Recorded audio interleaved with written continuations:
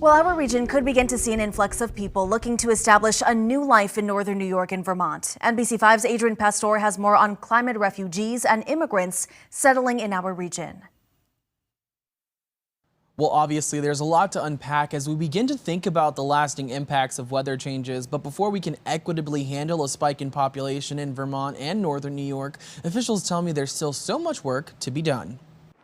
As we continue to see the impacts of changing weather patterns, more people could soon start looking for new places to call home. These kinds of weather patterns are causing people to look at what options they have in a very different way. I think we are looking at a scenario right now where Vermont has many climate immigrants. Whether it's opting for a greener environment or being forced out of their homes because of natural disasters, many are on the move, which can come as welcome news. We need more people here in this state. We're retiring people as fast as we're employing them. But the question remains, can our region handle a big influx of new residents? Charlie Baker with the Chittenden County Planning Commission says finding adequate housing has proven to be a barrier for those looking to move to the state. We're not fully prepared for a mass influx. As you know, we appear on a lot of lists as a good place to be in terms of safer in terms of climate risks, but we really do need to do a lot more to be welcoming to different residents, ethnicities, races, and also just back to the housing. We just don't have enough housing supply.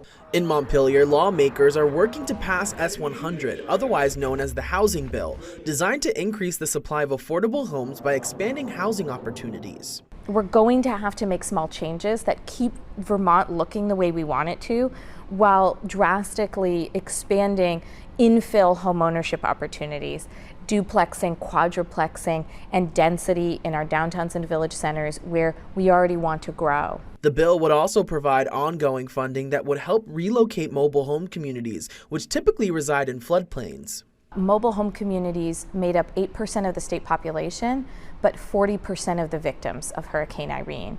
You'll find that those who are the working class down to the poor and the homeless in those frontline communities are at extreme risk and extreme vulnerability because they just did not have the means to move or relocate. In northern New York, the Adirondack Council is considering what a plan to receive climate migrants could look like, with the reminder that migration is embedded in history. Migration is natural.